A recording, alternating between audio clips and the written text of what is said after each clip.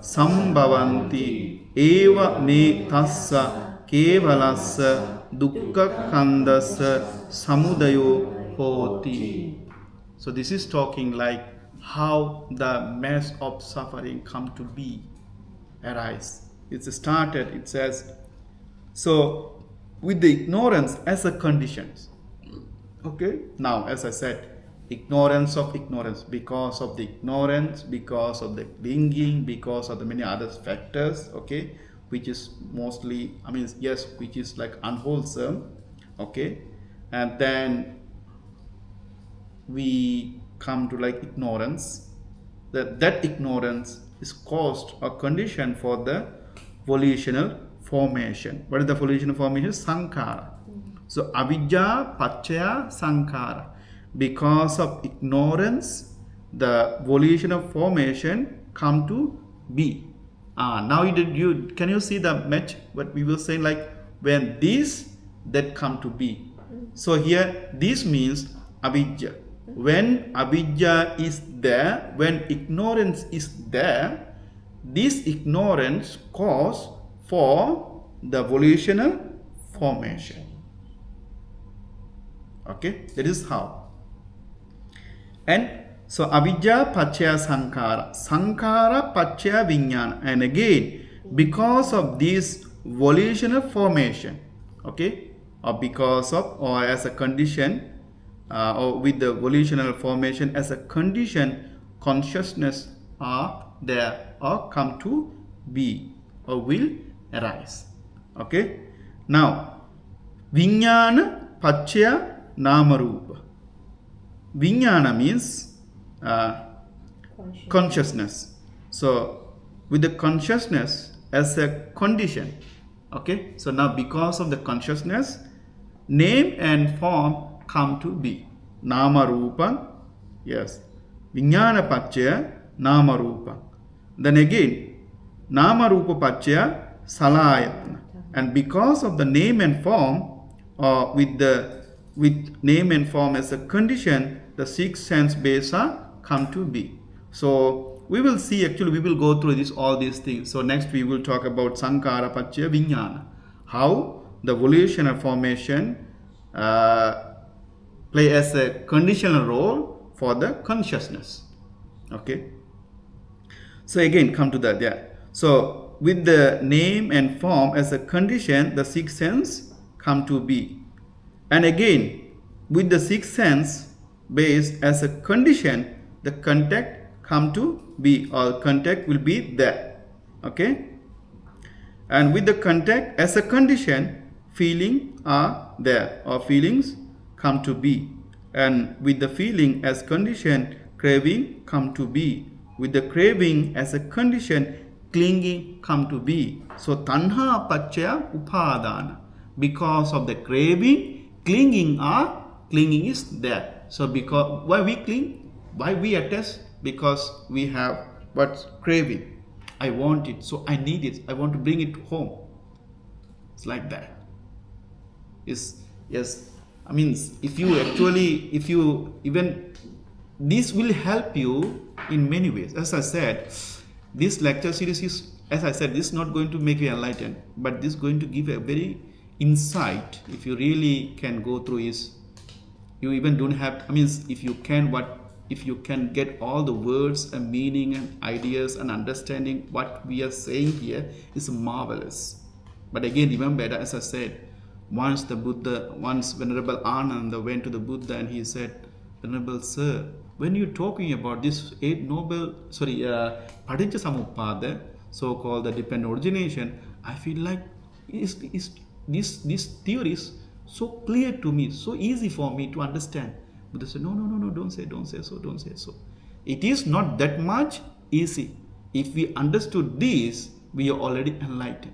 So we can understand, but realization another thing. We have to get the knowledge about it theoretically. Okay, we have to know about the theory, and we have to reflect about it, and we have to practice. Then the wisdom will come. So just saying that, ignorance is not good. Yes, we know ignorance is not good, but how many times you applied this theory to your life? So because of, we discussed last time, so it's like where you are, what you want, and what did you get, and what makes you happy. It's like there's a forest. Somebody want like hard root of the tree. Again, okay, hard root of the tree. And we enter, for example, we all enter to the forest, and somebody will enjoy the nature. Wow, so nice. So, but our aim was what? Our aim was to find the hard root of the tree. You know, the hard root, the valuable one. But somebody will happy with like the branch. Somebody will happy with the like very nice flowers, some leaves, young leaves. Somebody will some stick from there, and maybe those who using those wood for the fire, they will use it. And somebody may like take something come out of the forest, and they will enjoy it, but nobody will get maybe the hard root, the real hard root. But there is some people who will go for it when they see the leaves. Oh, my aim is not the leaves, my aim is not the flowers, my aim is not the big branches or not this bark, but the solid wood, okay, the hard wood of the tree. So until I find it, I must go for it. So it is like that, how much you effort it. So, and like many people happy with from the Buddhism, with many things. Some people will enjoy the tradition, some people enjoy the chanting, some people enjoy the meditation, some people enjoy the offering, some people enjoy the the visiting the some places. Everything is there. So what you make, you can find it. But remember, the ultimate goal of this Buddha's teaching is not those, but to enlighten, that is free from samsara. So for that, the knowledge and practice is very, very important. Knowledge and practice is very important. So after, for example, we learn, you make the note, this and that, and sometimes you should reflect about it. What this really means? What this really means? There is 8 ways of how you develop the wisdom. So we have another talk is like that, developing the wisdom. We will do that. So the one way is like you have to like go to the approach of teacher, and you have to ask about what the meaning behind this. For example, during the Buddha's time, so when Buddha was preaching the Dharma, and some people, some venerable wanted to know more about it, then after the Dharma they go approach to the Buddha. So, or sometimes maybe they approach some senior monks. So, venerable sir, the Buddha was saying something like this. Can you little bit talk? Can you talk more about it? This is the way. This is how you get the wisdom. So you have to approach, you have to ask, you have to make meditative reflections. It's not just finding a reason. Sometimes also we have seen like want to see the Dharma as I want, not as it is. That is one of the dangerous things nowadays we have. This thing should be prepared like, how can I understand the way I can understand? That's why at the beginning I actually said that this is going to be a little bit, I don't want to say I'm doing very well or very smart way or like very intellectual way, but I said it's going to be difficult for some. But remember, wherever we go, at then we must come to the Paṭiccasamuppāda, dependent origination, to understand what the really Buddha said and wanted to say, and to receive the ultimate benefits of Buddha's teachings or arrival of the Buddha. That is Paṭiccasamuppāda. The ignorance, overcome the ignorance, generate the wisdom. Okay. So let's finish this one. And so here now I was in the like clinging. Okay. With the clinging as a condition, existence come to be, like further becoming. So because of the clinging, I want it, I want this, I want to have more like this, and I want to continue having like this. These are the clinging. Okay, there's 3 types we will talk about in the future. And because of with the existence as a condition, birth is, so because you still have the cause for birth, that is existence, like clinging, so will birth. Okay, birth will take place, jati will take place.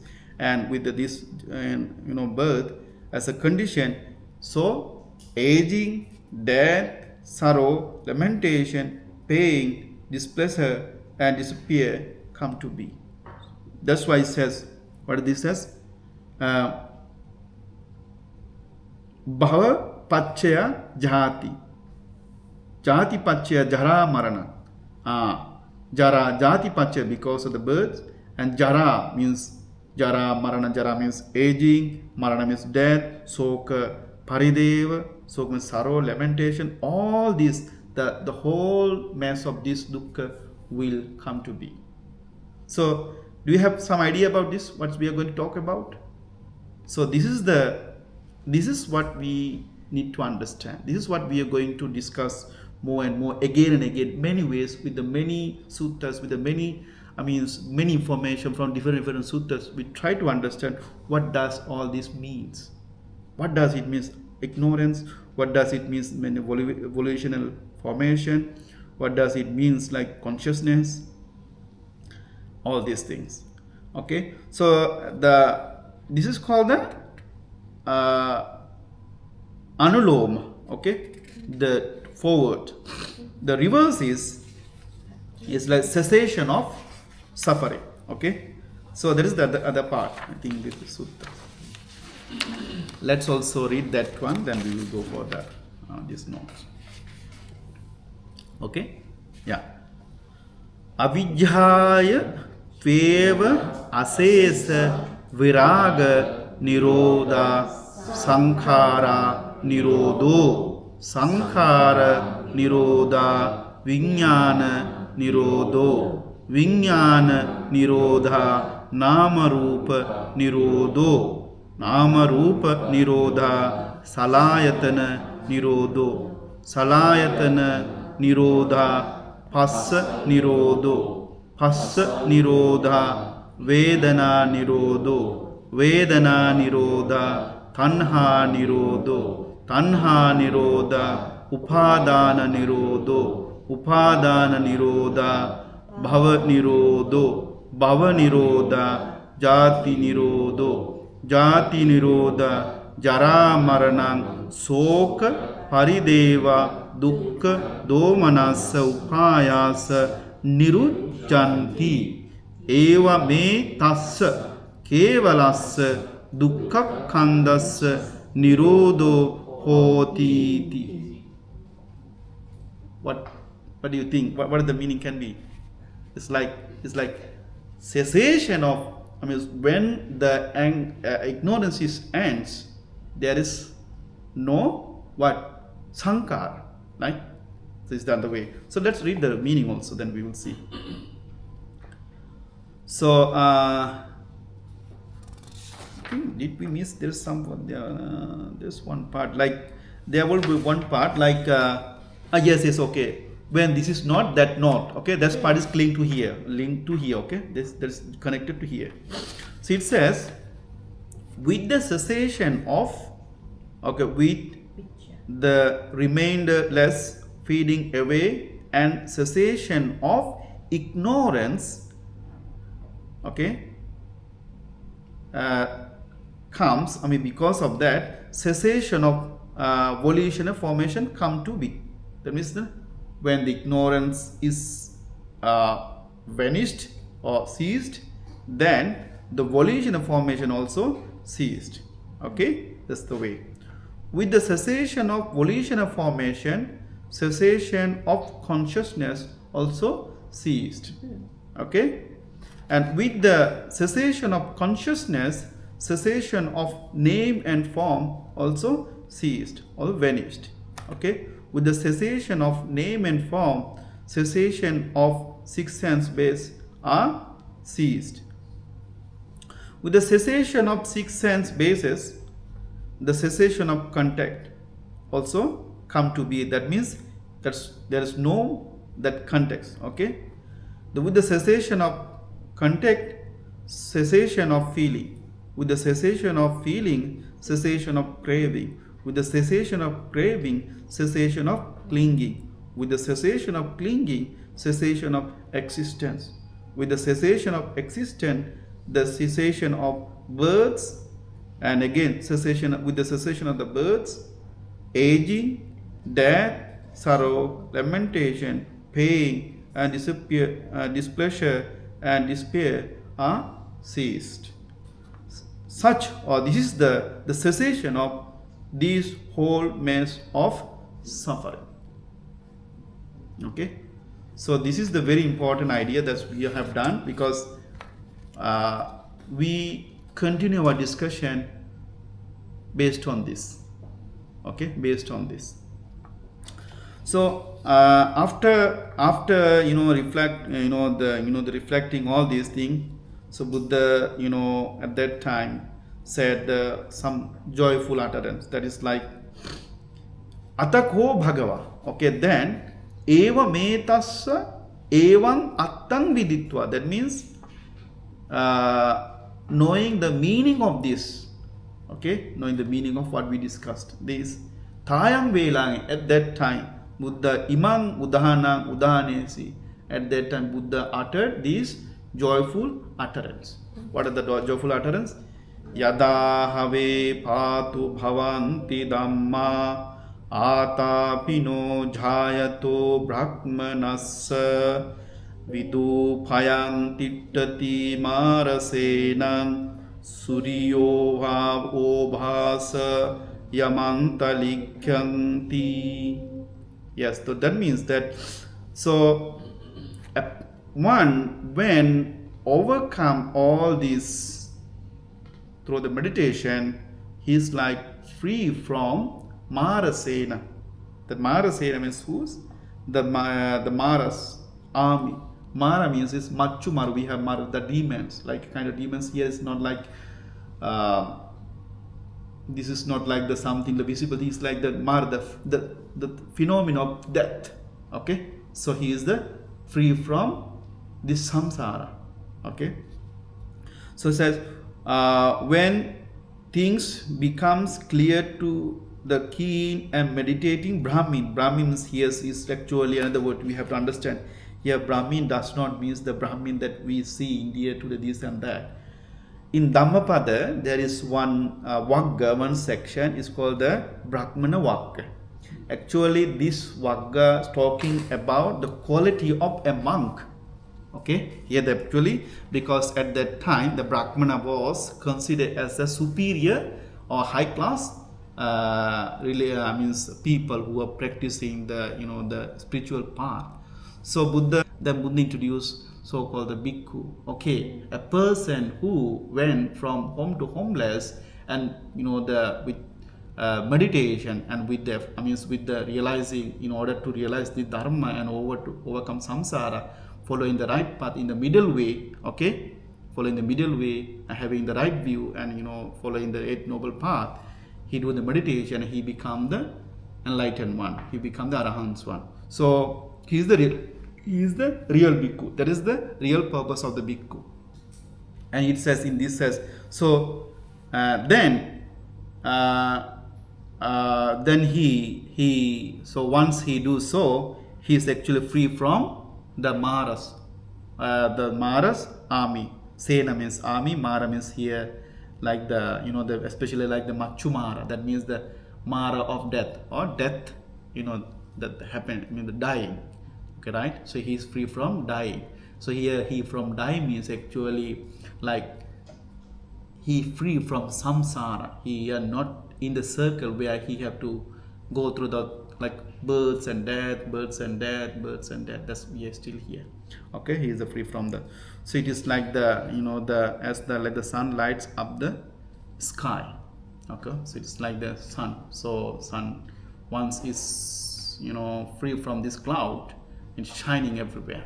So something like that. So before go to our notes today, we will talk about today our task is to understand what is really avijjā means. Okay, if time allows, we will talk about the saṅkhārā, but I don't want to be so fast. Okay, I think if too much, then it will be too much. But today we will try to understand in some different ways what is the avijjā means. Okay, so before that, do you have any question? Whatever we have discussed. If you have some small or certain small questions, we can go for it.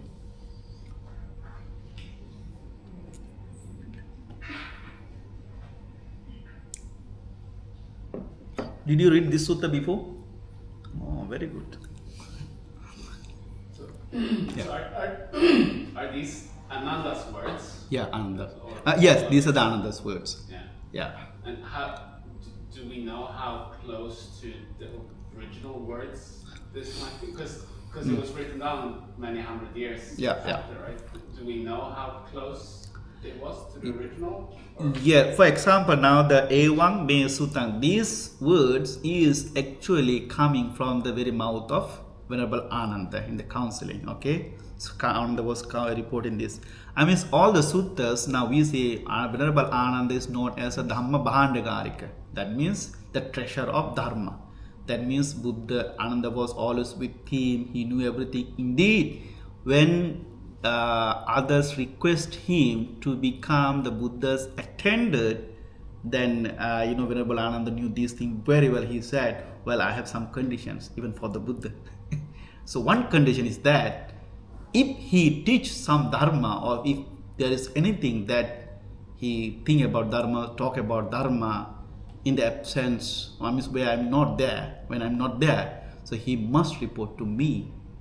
So what is one of the things? So yes, that is what we believe, that is all the coming from the Buddhas and is through the Venerable Ananda, and later on we read, the written down in Sri Lanka. So when it was taught, like for those first few hundred years, was it usually taught like word for word?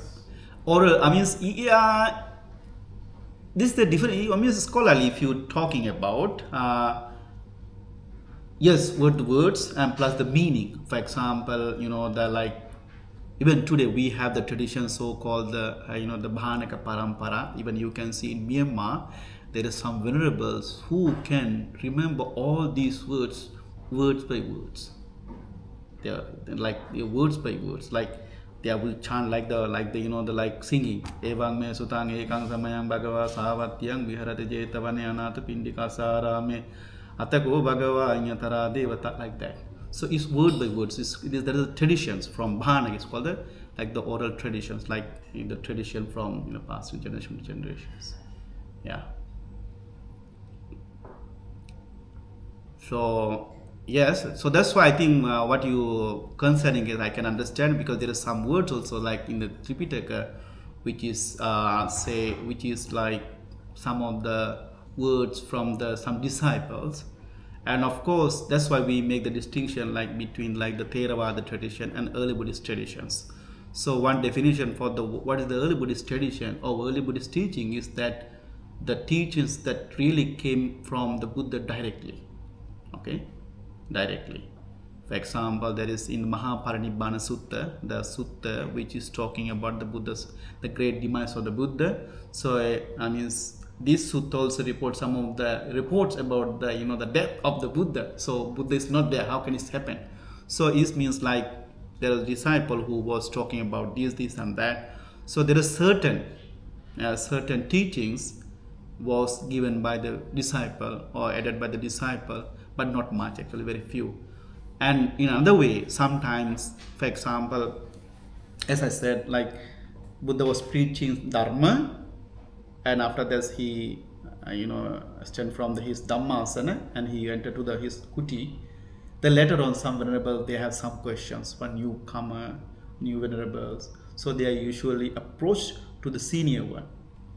I think there is one sutta, which sutta? It should be Satipatthana Sutta. There is another suttas where it says like the senior monks was guiding the junior monks.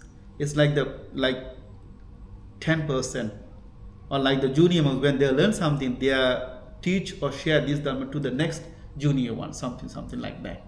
So what I want to say is that yes, when such teachings or utterance are added to the sutta by the disciple, and later on sometimes this venerable, after learning this dharma from the senior monks, sometimes they approach or report this to the Buddha, or sometimes Buddha happened to come somehow around there and was listening, and he said, okay, if I teach this dharma I also do the same way. So like some of the disciples' teachings was approved by the Buddha. So yeah, in a way, yes, these are the taught by the disciple, but Buddha also approved it. Yeah. What is avijjā? Of course, we have many suttas which was talking about. We have Vibhanga Sutta, okay. In the Vibhanga Sutta, actually this sutta also connected to our this discussion, because time to time we refer many suttas. So one of the suttas actually very connected with this suttas, this Paṭamabodhi Sutta, is this Vibhanga Sutta, because it's analyzed what does avijjā means, what is saṅkhārā means, something like that, but in very brief way. So we will look at different suttas. So according to Vibhanga Sutta, it says Katamacha bhikkave avijjā. So Katamacha means what, okay, bhikkave, O monks, okay, Buddha was addressing the monks, O monks, what is this avijjā? Katamacha avijjā. Yankho bhikkave dukke aññāna. Dukkha samudaya aññāna. Dukkha nirodha aññāna. Dukkha nirodha gamini ya patipadaya aññāna. Ayam vucchati bhikkave avijjā. Very important. This means, so what is ignorance? Ignorance is not knowing about the suffering, okay, the origin of suffering, the cessation of suffering, and the path that leads to cessation of suffering. In other words, what is this? This is Four Noble Truth. So ignorance is not knowing the Four Noble Truth. So if somebody asks him what is the ignorance in Buddhism, of course there's many we will talk about, we have. So one of the very short answer you can say, not realizing, not understanding, not having the wisdom, or not understanding or not knowing the Four Noble Truth as it is the ignorance. Okay. So according to Vibhanga Sutta, ignorance is not knowing the Four Noble Truth. Of course, the word is not coming the Four Noble Truth here, but it's coming when we see that this content is about Four Noble Truth. Okay. That is not knowing about the suffering. What is dukkha? Because sometimes we take this dukkha so pleasure, happiness. I mean, we mix up. That's why. So we will talk about actually how we mix up. So we enjoy, we rejoice in this. You know, there is one word called Nandi Raga Sahagata. Nanda means, you know, the happiness or joy. Nandi means the one who rejoice or enjoy. Raga means lust or greedy. Okay, and Sahagata means with. That means there is the human beings, sentient beings who are not understand, who are still in samsara. The nature of that sentient beings is that enjoying in that. So they do not have any way to see the reality as it is, in a state of as he or she wanted. So we look the things like most of the time how I want, not how it is. So for example, like I am suffering. So who is suffering? I am. But can we say there is suffering? When we suffer, when is the uncomfortable situation going, oh, there is uncomfortable situation, uncomfortable feeling. Is one thing. When I say, oh, I am suffering, I am pain. So it's like the I-ness, is attachment is there. So what I want is that I want to say I'm suffering. But what really happening is that these five aggregates suffering. So this is the differences. So this is where we need to transfer the mind to see from I to this or these five aggregates. We will talk about. So here's the simple is that ignorance is about not knowing or not realizing the Four Noble Truth. That is, what is suffering, why the suffering, the cessation of suffering, and the path to ends this suffering. Okay. Here, it will be more clear. Now the Four Noble Truth. So in the Pali term is dukkha. Can you see, by the way? I cannot make larger than that. Try. Okay, 1, 2. Okay. Okay, dukkha, samudaya, nirodha, magga. Suffering, cause of suffering, cessation of suffering, path to cessation of suffering. Now, when we talk about the dukkha, actually we should understand in two ways. Personally, I try to make it explain two ways, like day-to-day life suffering or mundane suffering and plus samsaric suffering. So we have a lots of difficulties in our lives. Now, most of the time when we say the dukkha or suffering in the Buddhist talk, we say, okay, this is not in me. Most of the time, so like those dukkha can be like very heavy things. I mean, those people who are enjoying the life, they say, I'm not suffering. I'm having a very good life. I have money, I have the things, I have the people, I have the very nice people. But remember, suffering